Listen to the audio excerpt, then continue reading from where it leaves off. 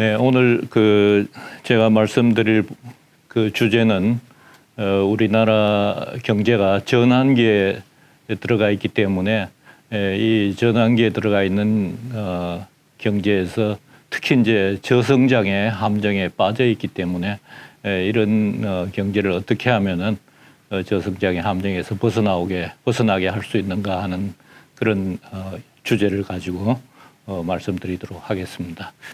우리나라 경제는 그동안에 급속한 성장을 해왔습니다. 그래서 보시다시피 1960년대부터 급속한 성장을 해오다가 2020년에 들면서 성장률이 많이 떨어지기 시작했습니다. 그래서 2010년대에는 그전에는 이제 한 10% 혹은 8% 이상의 성장을 해오다가 2010년에는 3%로 성장률이 떨어지고 2020년에는 최근까지 평균 2020년부터 2023년까지 1.9%로 이렇게 성장률이 떨어지고 있거든요. 그래서 이제 성장률이 이렇게 높았던 그 원인은 뭐고 또 성장률이 이렇게 또 하락하고 있는 그 요인은 뭔가 하는 것을 찾아서 그래서 이제 어떻게 하면 성장률을 다시 높일 수 있는가 하는 것에 대해서 말씀드리도록 하겠습니다. 경제학에서는 오랫동안 가장 중요한 주제는 어떻게 하면 국민이 잘 살 수 있게 하는가 하는 그런 이슈를 가지고 많은 경제학자들이 그 원인을 찾으려고 경제 성장의 원인 혹은 국부를 축적하는 아니면은 부자 나라가 될 수 있는 그런 원인이 뭔가에 대해서 많은 연구를 해왔습니다. 그래서 우리는 이것을 이제 경제 성장론이다 이렇게 얘기를 하는데 지금 우리나라가 그동안에는 성장을 많이 해오다가 큰 성장을 해오다가 최근에 성장률이 이렇게 떨어지는 그 원인이 뭔가 하는 것을 우리가 살펴볼 필요가 있다 이렇게 생각이 됩니다. 1인당 국민소득을 봐도 우리나라의 국민소득이 그동안에 이제 급속한 성장을 해오던 덕분에 우리나라 1인당 국민소득이 미국 달러로 계산할 때 작년에 이 32,000불 정도의 수준으로 이렇게 올라와 있습니다. 그러다 보니까 우리나라의 1인당 국민소득이 일본이나 이탈리아하고 아주 비슷하게 이렇게 근접하고 있거든요. 그 정도로 크게 성장을 했다 이렇게 볼 수가 있고요. 중국도 그동안에 이제 급속한 성장을 한 덕분에 2021년에 12,000불 수준으로 소득이 높아져 있습니다. 인도네시아는 한 4,700불 수준에 있는 거죠. 그래서 이제 아까 말씀드렸다시피 2010년대부터 성장률이 낮아지기 시작해서 2020년대는 성장률이 더 낮아지고 지금 있다는 거죠. 그래서 우리가 가장 우리의 모든 자원을 총동원해서 성장할 수 있는 최대 성장률을 우리가 잠재 성장률이라고 얘기를 하는데 연구기관의 연구에 의하면은 2025년 이후가 되면은 1%대로 성장률이 떨어질 것이다 이렇게 전망하고 있습니다.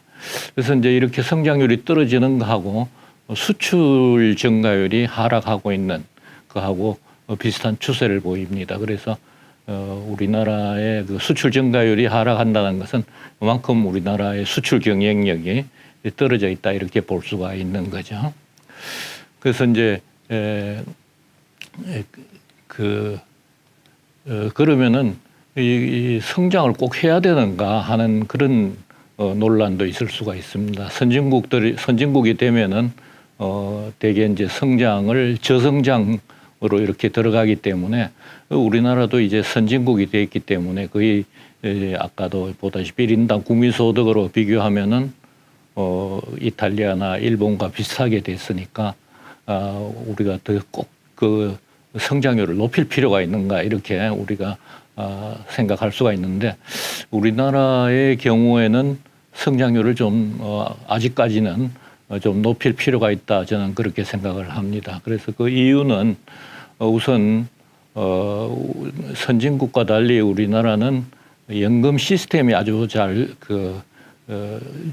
충분히 구축이 안 돼 있기 때문에 대부분의 사람들의 노후 소득이 없는 부족한 그런 상황입니다. 그래서 이런 상황에서 성장률이 낮아지면은 그러면은 이제 노후 소득 노후에 노후 소득이 부족하게 되고 결과적으로 이제 정부가 여러 가지 복지 시스템으로 정부가 도와줘야 되는 그런 상황이거든요. 그렇게 되면은 재정 적자가 늘어나고 국가 부채가 늘어나는 이런 문제가 생길 수가 있습니다.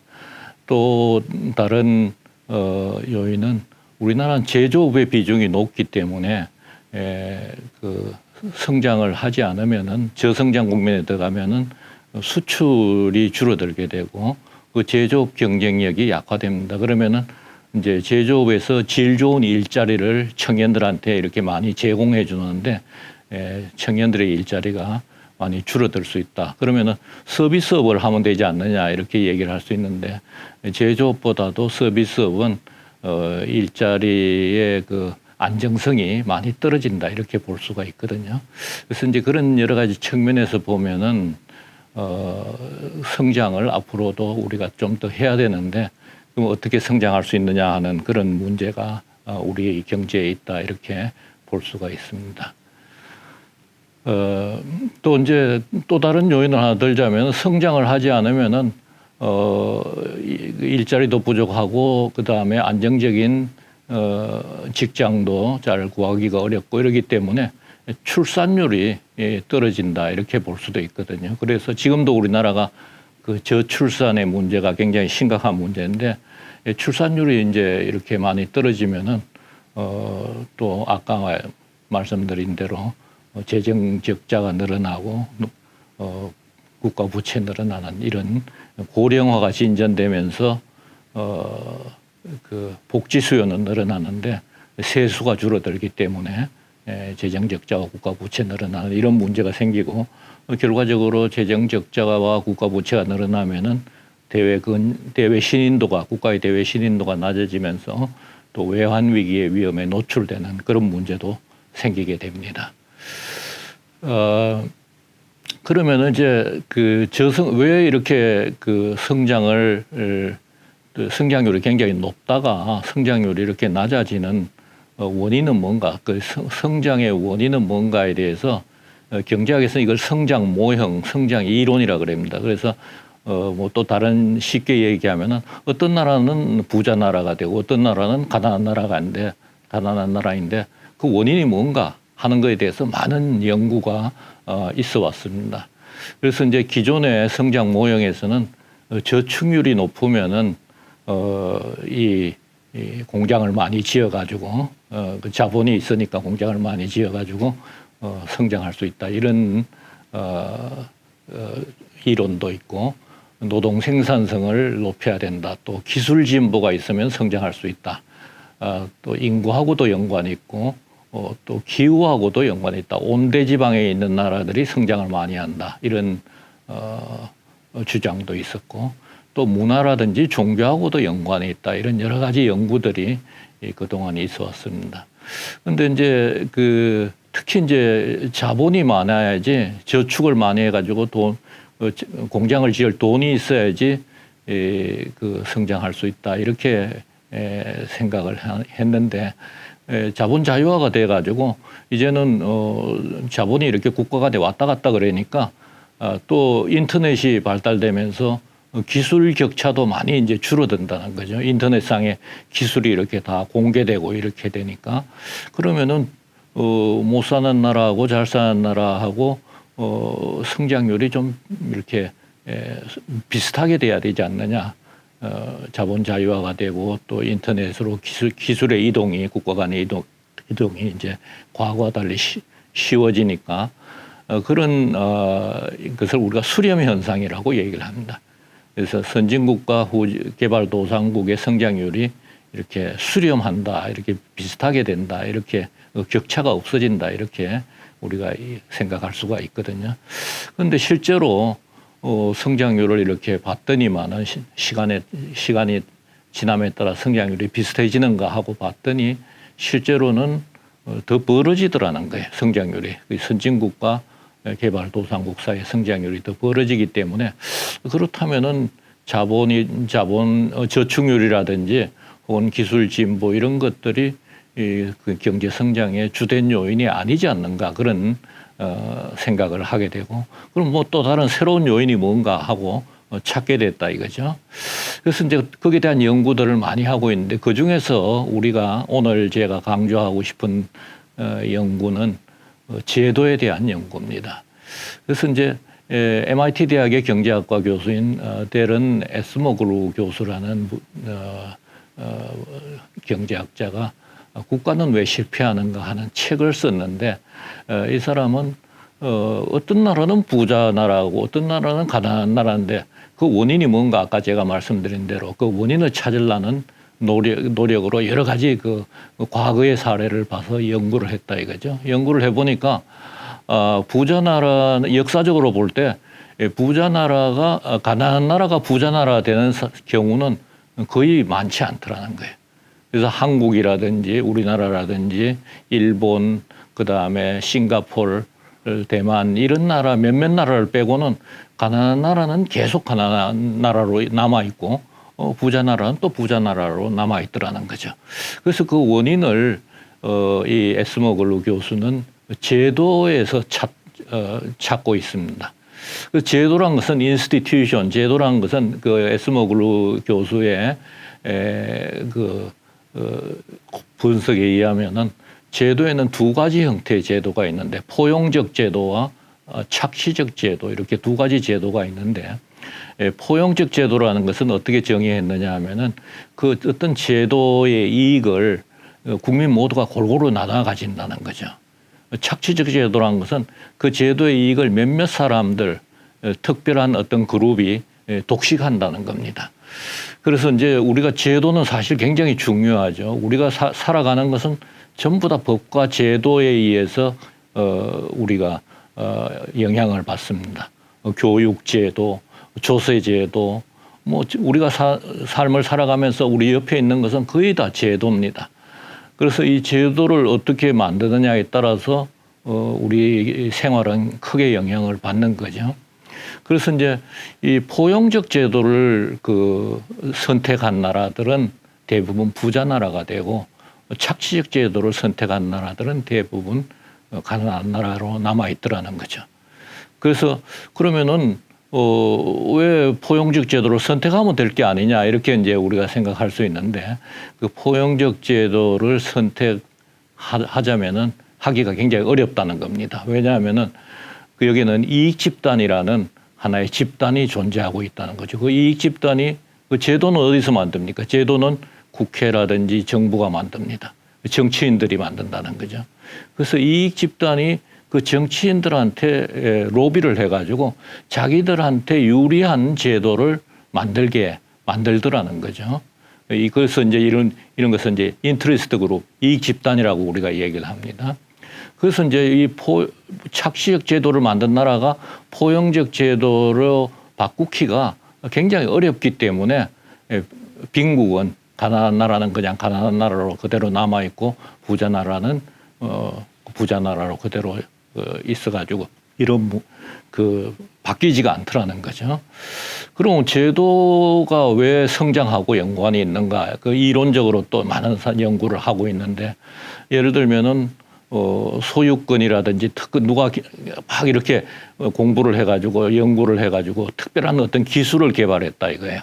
그런데 기술을 개발했는데 그 기술에 대한 특허권이나 소유권이 그 제도로서 보장되지 않으면은 어떻게 되겠습니까? 다른 사람들이 다 그냥 그 기술을 쓸 수가 있으니까 새로운 기술을 아무도 개발하려고 그러지를 않는 거죠. 그래서 그렇게 되면은 그 경제가 성장할 수가 없게 됩니다. 새로운 기술이 있어야 성장하는데. 그 다음에 이제, 두 번째, 왜 제도를 잘 선택하면은 경제가 성장할 수 있는가. 그 이유는 이 포용적 제도를 선택하지 않고 착취적 제도를 선택한 나라는 그 이익이 어떤 특정 집단한테만 이렇게 집중되기 때문에 결과적으로 그 경제적 불평등이 심화되게 됩니다. 그러니까 빈부의 격차, 양극화가 심화된다는 거죠. 그렇게 되면은 국민들이 어떻게 되겠어요? 이 정부의 개입을 요구하게 되고 정부 개입에 대한 수요가 늘어나게 되고 그 수요가 점차적으로 늘어나면은 그게 이제 정부가 많이 개입하면은 시장에 많이 개입하면 그게 사회주의 쪽으로 가게 되는 거죠. 그래서 이제 사회주의 경향이 높아지니까 시장 경제의 역할이 줄어들게 되고 이렇게 되면서 이제 되게 성장이 정체되는 이와 같은 문제가 생기게 된다는 겁니다. 그래서 이제 이 제도는 아까도 말씀드렸다시피 그 국회에서 대부분 결정됩니다. 법과 제도는 정부와 국회에서 정치인들이 결정을 한다 이거죠. 그래서 이제 이 정치인들이 이익 집단에 의해서 영향을 받으면 이것을 우리는 포획된다 이렇게 얘기합니다. 정치인이 이익 집단에 포획됐다. 영어로는 캡처됐다 이렇게 얘기를 합니다. 그래서 이제 이렇게 보면은 그 제도가 굉장히 중요하다 이렇게 우리가 생각해서 제도를 어떻게 만드느냐에 따라서 물론 뭐 다른 요인도 있지만은 그 나라 경제가 성장할 수 있고 이렇게 된다 이렇게 우리가 볼 수가 있는 거죠. 그런데 이제 문제는 이 경제학에서는 제도를 별로 중요시하지 않는다는 겁니다. 제도를 분석을 별로 안 한다는 거죠, 결과적으로. 왜 경제학에서 이 제도를 분석 안 한다는 것은 제도에 영향을 미치는 이익 집단도 별로 분석하지 않는다는 얘기가 됩니다. 네, 경제 주체에는 세 경제 주체가 있는데 소비자와 생산자는 자기 이익을 추구하기 위해서 어떤 소비 행동이라든지 생산 활동을 하고 정부나 그 국회의원이라든지 이런 정치인은 국가나 국민을 위해서 행동한다 이렇게 가정을 정통 경제학에서는 하고 있었습니다. 그런데 이 시카고 대학을 졸업하고 조지 메이슨 대학의 교수로 있던 제임스 부캐넌이라는 경제학자는 1986년에 노벨 경제학상을 받게 됩니다. 그래서 이 부캐넌은 그 가정이 잘못되었다. 그 관료라든지 정치인, 국회의원도 그 공공의 이익하고 자기 개인의 이익이 상충될 때는 개인의 이익을 선택한다. 이렇게 가정해가지고 이론을 만들게 됩니다. 그래서 이제 이것을 우리는 공공선택 이론이다. 이렇게 퍼블릭 초이스라고 이렇게 얘기를 합니다. 그래서 이제 최근에는 경제학에서 정통 경제학에서 이와 같은 부캐넌의 의견을 많이 받아들여 가지고 지금 분석을 하고 있습니다만은 이제 그렇더라도 아까 말씀드린 대로 그 제도적 요인하고 그 집단의 행동에 대해서 경제학은 그렇게 많은 관심을 가지고 있지 않다는 거죠. 그래서 이제 이런 근데 지금 이제 우리나라의 경우도 보면은 성장률이 떨어지게 되니까 그 이익 집단들이 이익을 추구하기 위해서 그 정치인이라든지 관료한테 로비하는 이와 같은 그 강도가 높아지고 따라서 이제 상황이 좀 바뀌었다는 거죠. 과거와 달리 상황이 바뀌었기 때문에 집단의 행동이라든지 노동조합이라든지 뭐 소비자 조합 모든 사람 그 집단들이 있지 않습니까? 어떤 협회라든지 생산자 협회라든지 이런 집단들의 행동을 우리가 관심을 가지고 볼 필요가 있다는 거죠. 또 아까 말씀드린 대로 관료나 국회의원 이런 정책을 결정하는 사람들도 반드시 물론 뭐 국민의 이익을 위해서 행동하지만은 그렇게 서로 개인의 이익과 상충될 때는 개인의 이익을 추구하는 경우도 있다 하는 것을 우리가 인식할 필요가 있다 이렇게 볼 수가 있습니다. 그래서 그러면 어떤 이익 집단이 그 정책에 영향을 많이 미칠 수 있느냐, 제도를 만들고 정책을 만드는 데 영향을 많이 미칠 수 있느냐 하는 것에 대해서 이익 집단 이론에서는 수가 많을수록 반드시 그 영향을 미치는 게 아니라는 거죠. 수가 적어도 잘 결합이 되고 프리라이더라고 얘기합니다. 무임승차자가 없는 그런 집단이 그 정책을 만드는 데나 혹은 제도를 만드는 데 더 강한 영향을 미친다 이렇게 우리가 볼 수가 있다는 거죠. 아까도 얘기를 다시 왜 그러면 지금 이런 얘기를 하고 있느냐 하면 우리가 성장이 제도하고 연관이 있다. 제도는 이익 집단하고 연관이 있다 하고 얘기하면서 지금 그 북해난 얘기까지 이렇게 하게 된 겁니다. 그런데 이제 경제학에서 또 다른 하나의 문제점은 경제를 분석할 때 그 경제적 요인만 중요시한다는 거죠. 이 경제란 것은 경제 현상이란 것은 여러 가지 요인에 의해서 영향을 받습니다. 뭐 정치적, 사회적, 심리적, 아까 말씀드린 대로 제도적인 요인, 뭐 또 최근에는 지정학적 요인, 지리적 요인도 경제 현상에 영향을 미치는데 이 중에서 경제적 요인을 가지고 경제 현상을 주로 분석합니다. 경제학에서는. 그 나머지 요인들은 전부 다 고정돼 있다 이렇게 가정하는 거죠. 정치적 요인이라든지 특히 이제 정치적 요인은 경제 현상에 굉장히 큰 영향을 미치는 거죠. 경제는 곧 정치다 할 정도로 정치는 경제에 영향을 미치고 경제는 또 정치에 영향을 미치고 이렇게 돼 있는 거죠. 예를 들어서 경기 침체가 아주 심화되면은 금리를 막 물가를 잡기 위해서 금리를 미국의 경우에도 큰 폭으로 높이면은 그러면 경기가 침체되지 않습니까? 그러면은 경기가 침체되면 국민들이 먹고 살기가 어렵기 때문에 선거에서 질 수가 있는 거죠. 그래서 이제 정치적 요인이 이 경제적 요인이 정치에 영향을 미치는 그런 상황이다 이렇게 우리가 볼 수가 있습니다. 그런데 이제 이런 여러 가지 요인들을 좀 고려해서 경제 현상을 분석해야 되는데 경제학에서는 정통 경제학에서는 정치적 요인이라든지 제도적 요인을 그렇게 중요하게 고려하지 않고 경제적 요인만 가지고 분석을 하고 있다는 거죠.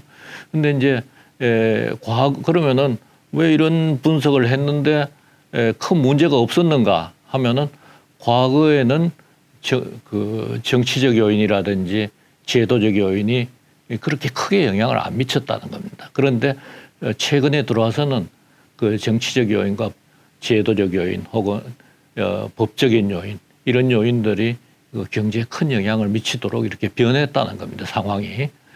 그래서 이제 이런 거를 우리가 한국 경제 그 환경이 많이 변했다 이렇게 우리가 얘기를 합니다.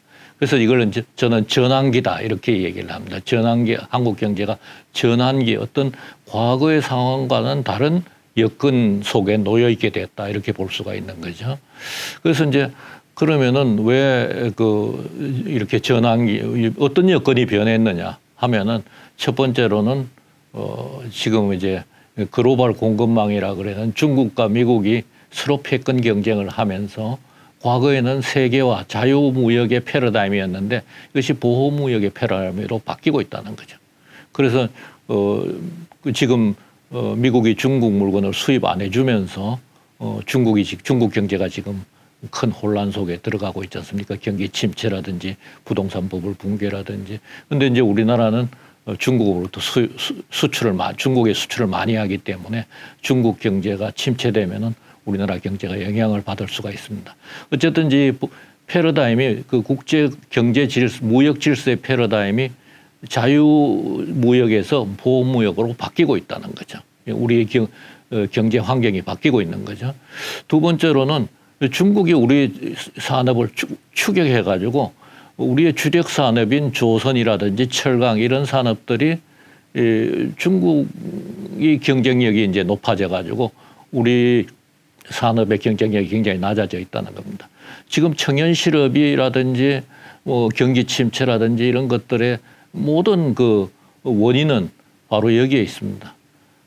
조선 산업이 잘 되고 철강 산업이 잘 되고 했으면은 대학 졸업생들을 많이 고용을 해가지고 취업 문제가 별 문제가 없을 거란 말이죠. 그런데 이 산업들이 전부 다 중국의 추격으로 경쟁력을 잃으면서 고용이 안 되니까 지금 취업 문제가 심각해진 겁니다. 그래서 우리의 기존 주력 산업이 경쟁력이 약화되고 있는 그런 환경의 변화가 있고, 근데 이제 그러면은 일본이 우리나라한테 이렇게 조선이나 철강, 전자, 반도체 이런 산업을 물려주고 우리가 이제 일본을 추격한 거죠. 물려주고 일본이 30년 경기 침체로 들어갔지 않습니까? 그래서 일본이 새로운 산업을 찾지를 못한 거예요. 그런데 우리나라도 그렇게 해서 일본과 같이 될 것이다. 30년 경기 침체로 들어가지 않느냐 이렇게 전망들이 있었는데 지금 아주 좋은 소식이 있습니다. 그것은 새로운 신성장 산업이 신산업이 나오기 시작했다 이거죠.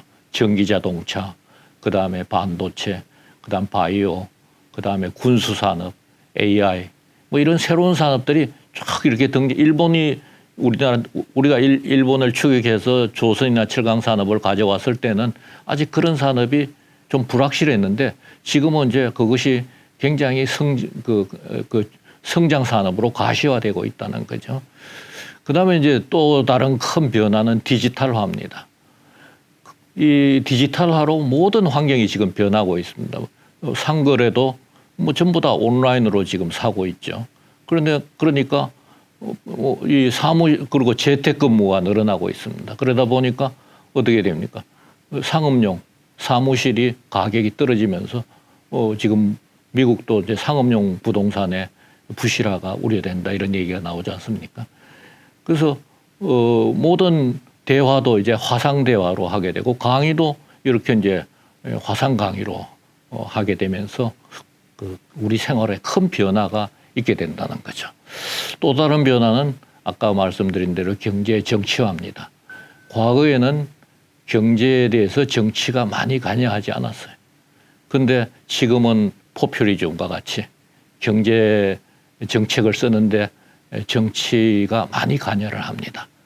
그러니까 선거에서 재선되기 위해서는 경기를 좋게 만들어야 되니까 선거 전에 돈을 풀게 한다든지 재정 지출을 느리게 한다든지 이런 여러 가지 현상들이 나타나고 있는 거죠.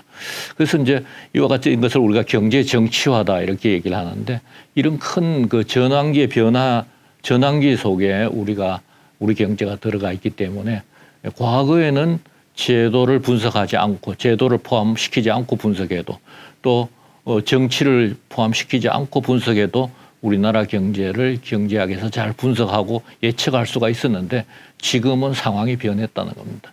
지금은 그렇게 해서는 올바르게 예측하거나 경제를 예측하거나 분석하기가 어렵다는 거죠. 그래서 아까도 말씀드렸다시피 중국의 추격 때문에 일자리가 줄어들고 실업이 주력 산업의 경쟁이 약화되면서 이 저성장, 경기 침체가 지속되는 그런 문제가 생기고 있다는 거죠.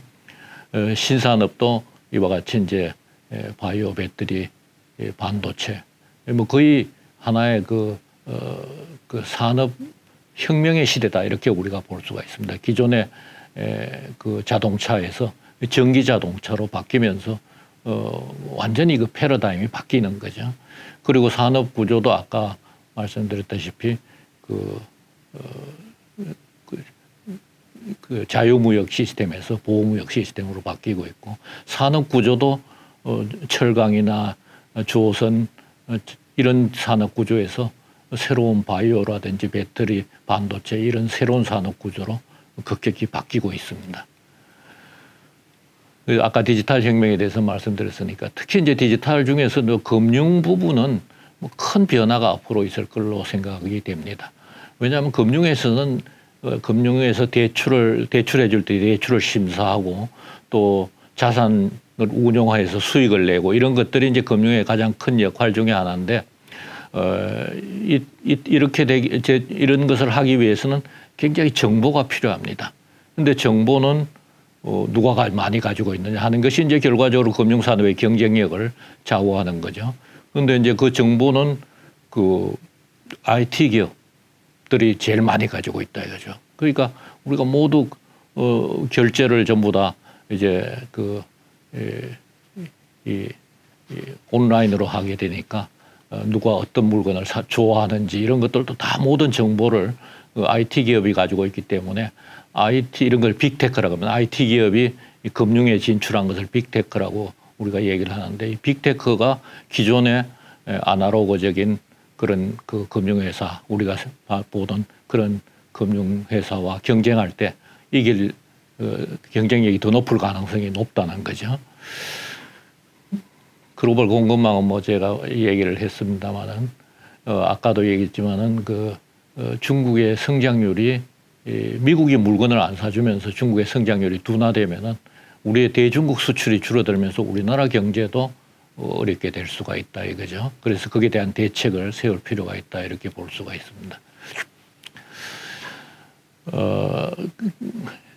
이제 포퓰리즘에 대해서도 아까 말씀드렸습니다만은 특히 이제 과거에는 정치가 경제에 영향을 미칠 때 주로 통화 정책에 영향을 미쳤는데 그러니까 이제 그래서 이제 중앙은행이 독립해야 된다. 정치로부터 벗어나기 위해서 독립해야 된다. 이런 논란이 많았습니다. 그런데 지금은 정치인들이 재정 정책에 영향을 더 많이 미칩니다. 왜냐하면은 국가 예산이라든지 이 재정 정책은 전부 다 국회 통과를 하게 돼 있습니다. 그러다 보니까 재정 정책에서 영향력을 미쳐가지고 재정 지출을 늘리는 이런 경우가 생기고 이 포퓰리즘이라고 우리가 얘기를 하는 거죠.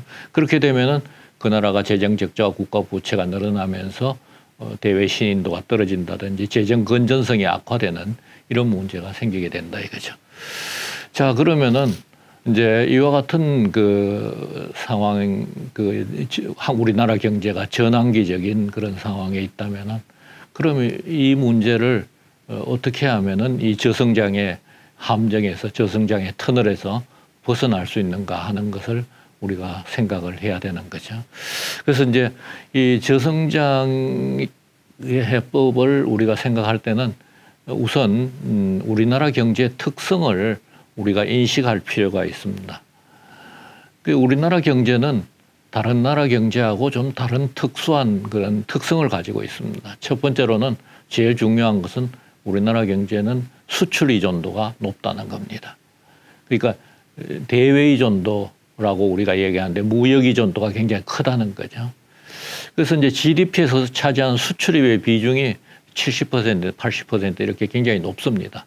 그러면 다른 나라는 어떤가 하면은 일본이라든지 미국은 완전히 우리나라 경제와 반대 구조를 가지고 있습니다. 일본이나 미국은 GDP에서 국민소득에서 수출입이 차지하는 비중이 대개 20%, 30% 정도입니다. 그러니까 일본이나 미국은 내수 시장이 큰 국내에서 물건이 많이 팔리는 그런 구조를 가지고 있고 우리나라는 내수 시장이 작은 반면에 수출 시장, 대외 세계 경제에 의해서 영향을 받는다. 이런 구조를 가지고 있다. 이렇게 볼 수가 있는 거죠. 그럼 왜 우리나라는 내수 시장이 작고 일본은 내수 시장이 큰가 하면은 그 이유는 여러 가지가 있습니다. 그런데 뭐 우선 인구가 일본이 훨씬 많아요. 1억 2천 우리나라의 2배 반. 사람이 많아야지 물건을 사주니까 인구가 우리나라보다 우리 5천만의 인구보다 훨씬 더 많고요. 두 번째로는 국내 물건하고 국내 어떤 상품하고 해외 상품하고 예를 들어서 뭐 여행 가는 걸 생각해 보면은 우리가 제주도에 여행 가느냐 베트남이나 태국에 여행 가느냐 하는 문제죠. 우리나라 사람이 어느 물건을 어디에 물건을 많이 사느냐 하는 문제입니다. 그러면은 물건값이 비싸다든지 서비스가 나쁘다든지 하면은 같은 물건이라도 우리나라 물건을 안 사고 국내에서 소비하지 않고 해외에서 소비하는 경우가 늘어날 수가 있다 이거죠. 그래서 이제 그런 요인도 우리가 내수 시장이 작은 그런 원인 중에 하나다 이렇게 볼 수가 있습니다. 그래서 내수 시장을 키우면은 아무래도 대외적인 충격에서부터 좀 벗어날 수가 있는 그런 좋은 점은 있는데 쉽지 않습니다. 이것은 인구를 갑자기 늘리기도 쉽지가 않고 서비스나 가격을 내리고 또 서비스 품질을 높이기도 쉽지가 않은 거죠. 두 번째 특성은 가계자산에서 부동산이 차지하는 비중이 높다는 겁니다. 우리나라는. 이것도 미국하고 일본하고 완전히 반대 구조입니다. 미국과 일본은 우리나라 가계 여러분들 재산 중에서 부동산이 몇 퍼센트 차지하느냐 뭐 부동산 외에도 주식이라든지 저축이라든지 이런 것들이 가계자산을 구성하는데 몇 퍼센트 차지하느냐 하면은 우리나라는 거의 70%를 차지하고 중국도 최근에 보면은 70% 정도 차지한다 이렇게 얘기가 나옵니다. 반면에 일본이나 미국은 대개 20% 30% 수준입니다. 그럼 나머지 70%는 뭘로 가지고 있느냐? 주식이나 현금이나 뭐 외환이나 이런 금융 자산으로 가지고 있다는 거죠. 그래서 이제 그럼 왜 우리나라는 이렇게 부동산의 비중이 높은가 하는 그 이유는 부동산을 가지고 있으면은 훨씬 더 수익률이 높더라는 거죠. 그러니까 돈을 많이 풀어가지고 돈의 가치가 떨어지더라는 겁니다. 그래서 실물 자산을 가지고 있는 것이 훨씬 더 이익이 된다 하는 것을 경험적으로 알기 때문에 부동산의 비중이 높다 이렇게 볼 수가 있고요. 그 외에도 경제적 불평등에 우리가 굉장히 민감합니다. 경제적 불평등, 양극화, 소득과 부의 불평등에 민감하다는 거죠. 우리 나라의 특성 중에 하나가. 또 다른 특성은 아까도 말씀드렸다시피 경제 정치화가 급속히 진전되고 있다. 이런 특성이 있다는 겁니다. 그 중에 하나가 아까 말씀드리지 않은 것이 경제하려는 의지가 굉장히 강한 것도 우리 경제 특성 중에 하나다 이렇게 볼 수 있습니다. 경제하려는 의지라는 것은 열심히 일해가지고 그 돈을 벌고 싶은 그 의지가 강하다 이런 의미가 있는 거죠. 그런데 이제 너무 이것이 우리나라 경제 성장의 원동력 중에 하나인데 열심히 일해가지고 빨리 성장할 수가 있었다 이거죠. 그런데 너무 이것을 강하다 보면은 우리가 이것을 경제학에서 지대추구 사회라고 얘기하는데 렌트 시킹 소사이티라고 얘기를 하는데 너무 자기 이익을 챙기려는 그런 문제가 생긴다는 거죠. 너무 자기 이익을 챙기면 어떻게 됩니까? 다른 사람의 이익을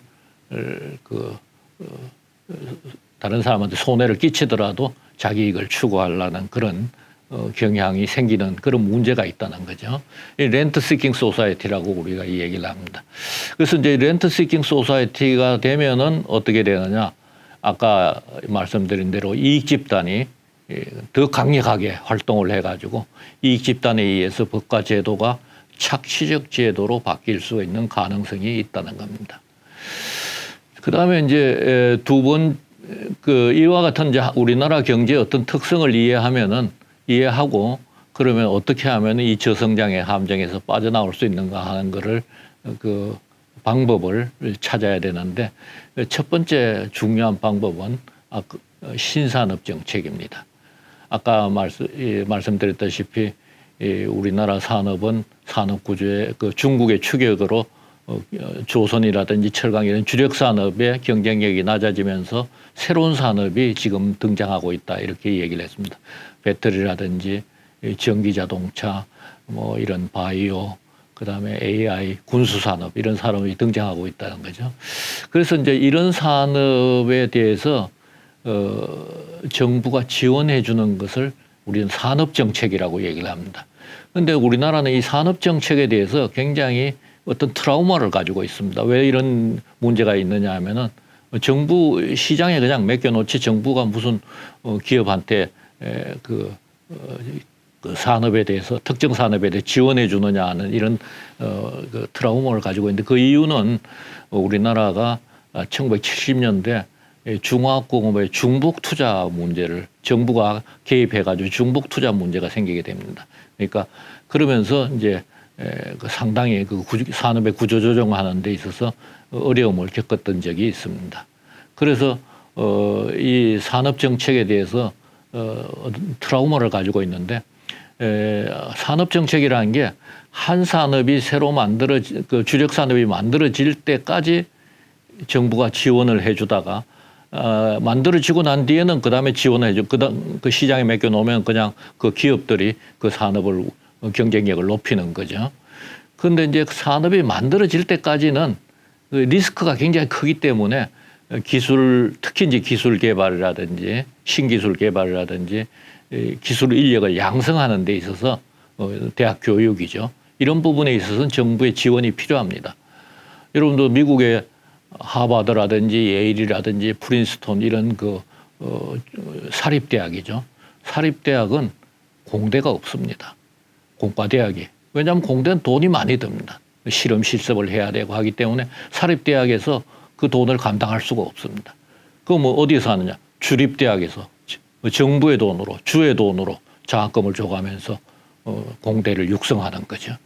이런 것도 전부 다 산업정책의 일환입니다. 그래서 요즘 중국도 이런 정책을 쓰고 있고 각 나라 다 특히 이제 지금 신산업이 만들어지고 있는 상황이기 때문에 새로운 기술 인력을 만드는 게 굉장히 중요합니다. 대학에서 이런 그 반도체라든지 AI라든지 이런 신산업 과를 신설하거나 전공을 신설해서 그 산업에 인재를 육성해줘야지. 그 다음에 기업들이 그 산업에 새로운 제품을 만들어서 경쟁력을 높이고 수출을 늘릴 거 아닙니까? 그래서 이제 이런 산업 정책을 신산업 정책이라고 우리가 얘기를 하는데 이 신산업 정책에 대한 그 지원을 우리가 정부가 할 필요가 있다 이거죠. 그래서 이 일본은 이 새로운 산업을 찾지 못하면서 아까도 말씀드렸다시피 30년 경기 침체로 들어가게 됩니다. 그래서 이 신산업 정책을 중국도 제조 2025, 독일은 인더스트리 4.0 이런 여러 가지 방법으로 다른 나라들도 그 신산업 정책을 쓰고 있다는 거죠. 그래서 이제 신산업이 만들어지면은 경쟁력을 높이면은 모든 그 우리 경제가 그 직면하고 있는 많은 문제가 해결될 수가 있습니다. 청년 일자리 문제 또 해결될 수가 있고 안정적인 일자리도 많이 만들 수가 있습니다. 정규직 일자리도 만들 수가 있고 비정규직 비중도 줄어들 수가 있습니다. 또 임금도 고부가가치 산업에서 높아질 수가 있습니다. 여기서 보다시피 비정규직이 지금 이렇게 많이 늘어나 있는 거죠. 이 비정규직도 우리가 이 신산업 정책, 신산업의 경쟁력을 확보하면서 줄일 수가 있다는 거죠.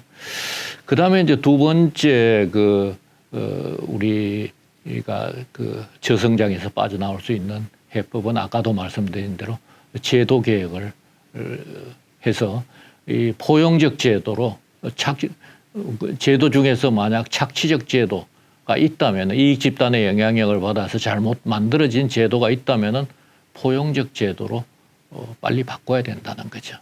그래서 이제 이렇게 바꾸기 위해서는 우리가 어떻게 해야 됩니까? 그 이익 집단의 역할이라든지 이런 데에 대해서 우리가 인식을 하고 있어야 되고 그 국회에서 이것을 바꿀 수 있도록 우리가 그렇게 노력해야 되는 거죠. 그래서 이제 예를 들면은 그 제도 중에서 최근에도 이슈가 되고 있습니다만은 대개 그 공정한 조세 제도라는 것은 금액의 기준을 해가지고 세금을 부과하는 겁니다. 그러니까 부자 돈 많이 버는 사람한테는 세금을 많이 내게 하고 소득세를 좋은 집을 비싼 집을 가지고 있는 사람한테는 또 보유세라든지 그 양도소득세를 많이 매기고 이렇게 하는 거죠. 비싼 자동차를 가지고 있는 사람도 보유세를 자동차세를 많이 내게 하고. 그런데 이제 그 세금을 그런데 이제 만약에 그 금액 기준의 그 조세 제도를 만들지 않고 다른 기준의 조사 제도를 만들면은 어떻게 됩니까? 예를 들어서 자동차의 공해가 심하니까 자동차 배기량을 중심으로 세금을 내게 만들었다 이거죠. 그러면은 아주 비싼 자동차를 가지고 있어도 배기량이 작으면은 전기 자동차가 되면은 세금을 거의 안 내게 되는 거예요. 그래서 이제 이런 것도 그 어떤 우리가 검토를 해봐야 될 그런 제도 중에 하나라는 거죠. 그래서 금액 기준으로 그 과세를 해야지 공정과세가 될 수가 있다는 겁니다.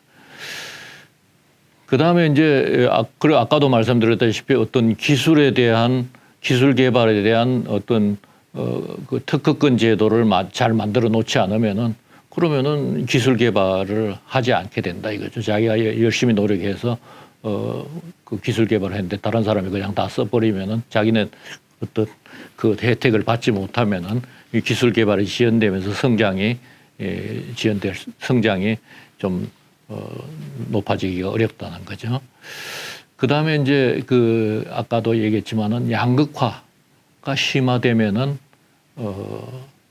그 결과적으로 양극화가 심화되면은 그 정부의 개입을 필요로 하게 되고 사회주의 경향이 높아지는 그런 문제가 있다 이거죠. 그래서 성장이 늦어지는 그런 문제가 생기는데 우리가 알다시피 지난 몇 년 동안에 그 주택 가격이 크게 높아졌습니다. 주택 가격도 높아질 뿐만 아니라 지역 간 편차도 굉장히 심해져서 같은 서울이라 하더라도 서울 어디에 집이 있느냐에 따라서 그 부의 불평등이 굉장히 커지게 된 거죠.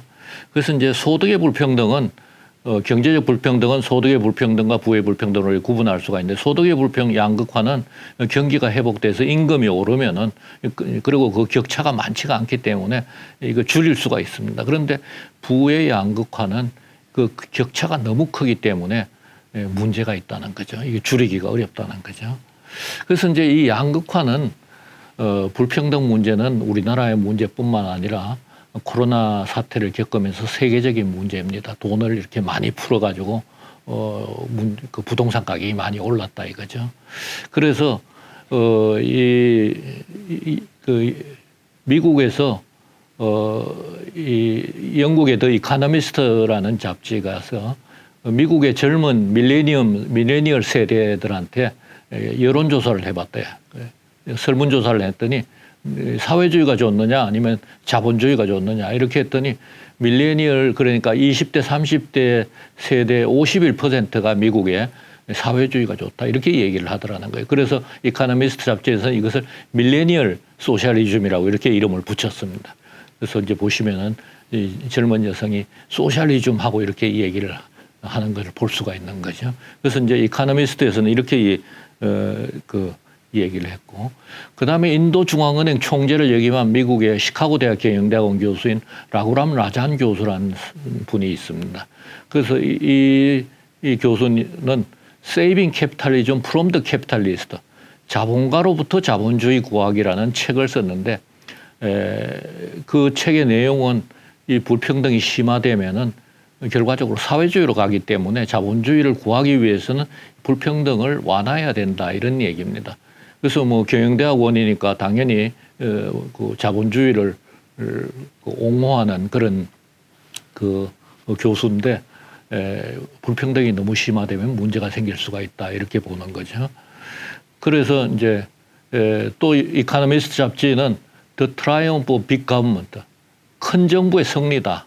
코로나 사태 때문에 불평등이 심화되면서 많은 사람들이 이 정부의 개입을 원하고 있기 때문에 시장 경제보다도 큰 정부가 지금 큰 정부의 시대다 이렇게 그 이코노미스트 잡지에다가 이렇게 실은 기사가 있습니다.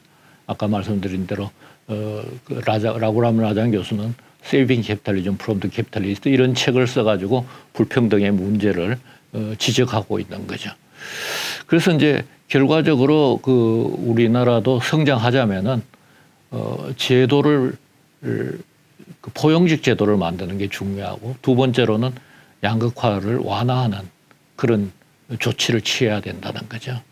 그래서 이제 양극화를 완화하는 뭐 부동산 가격을 안정시키는 방법은 여러 가지가 있는데 예를 들면은 교통 인프라를 아주 잘 만들어주는 거예요. 대개 부동산 가격이 높은 주택 가격이 높은 데는 교통이 좋은 지역입니다. 교통이 좋은 지역은 그 부동산 가격이 높은 거죠. 그러면은 저소득층이 있는 지역은 교통 인프라가 안 좋은 거예요. 그러면 교통 인프라는 누가 만들어주나? 정부가 만드는 겁니다. 집은 주택은 기업이 짓지만은 도로라든지 지하철이라든지 이런 거는 정부가 깔아주는 거예요. 정부가 저소득층이 있는 지역에다가 더 많은 인프라를 교통 인프라를 만들어주면은 그러면은 빈부격차가 완화되면서 우리나라도 더 성장할 수 있는 그런 기반이 조성된다 이렇게 볼 수가 있는 거죠. 그 다음에 이제 이익 집단의 역할을 우리가 경계해야 됩니다. 그래서 이제 이익 집단은 자기 이익을 위해서 행동하는 착시적 제도를 만들 수가 있는 그런 부분, 그런 아까 설명했습니다만은 그런 행동을 할 수가 있다는 거죠. 그래서 이제 특히 이제 렌트 시킹 소사이티로 우리가 성장률이 둔화되면서 일자리가 감소하고 먹고 살기가 힘드니까 자기의 이익을 서로 챙기려고 노력하는 렌트 시킹 소사이티, 지대 추구 사회로 가고 있는 상황에서 이익 집단의 역할이 굉장히 크다 이거죠.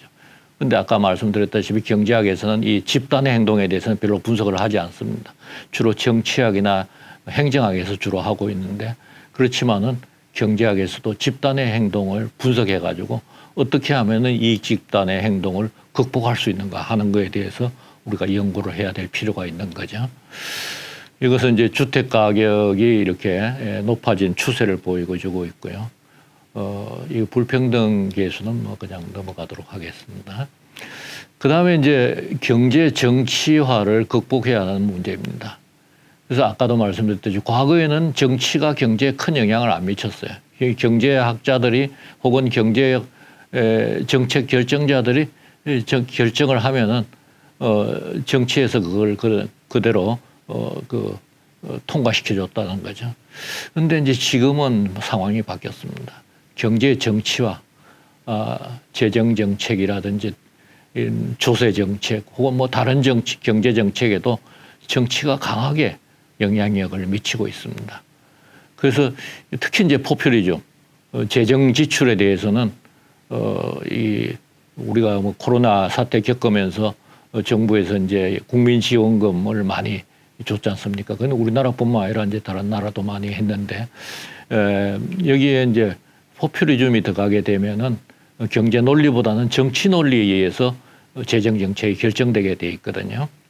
그래서 이제 이 포퓰리즘도 경제 정치와도 경제학에서는 거의 분석하지 않고 있습니다. 여기에 대해서 대안을 제시해봐라. 그러면은 그 대안이 별로 그러면 대안이 그냥 경제 정치화하면 안 된다. 이렇게만 이 얘기를 하지. 그럼 안 되면 어떻게 해야 되느냐 하면은 그 대안을 제시 못 한다는 거죠.